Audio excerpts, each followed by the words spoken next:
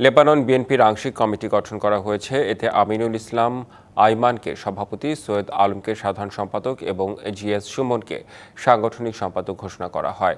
Lebanon প্রতিনিধি মশিউর রহমান টিটু জানান, 25 সদস্যের আহ্বায়ক কমিটির এক সভায় দীর্ঘ আলোচনা শেষে সর্বসম্মতিক্রমে এই কমিটি ঘোষণা করেন সংগঠনের প্রধান আহ্বায়ক জাকির হোসেন।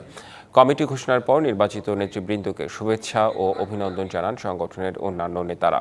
নেতৃবৃন্দ বলেন, প্রবাসী দলীয় কার্যক্রমকে আরও শক্তিশালী, সংগঠিত ও গতিশীল করতে নবগঠিত এই কমিটি গুরুত্বপূর্ণ ভূমিকা রাখবে। ভবিষ্যতে পূর্ণাঙ্গ কমিটি গঠনের মাধ্যমে লেবানন বিএনপিকে আরও সুসংগঠিত করা হবে বলেও তারা আশাবাদ ব্যক্ত করেন। সভায় উপস্থিত ছিলেন আবু তাহের, আলমগীর হোসেন, আব্দুল কাদের ভূঁইয়া, ওমর ফারুক মোল্লা ও আব্দুল করিম। বিদেশ থেকে দেশে রেমিটেন্সের টাকা আসে নিরাপদে। তাই আজই আপনার আপনজনকে বলে রাখুন, রেমিটেন্সের টাকা যেন শুধু নগদেই পাঠায়।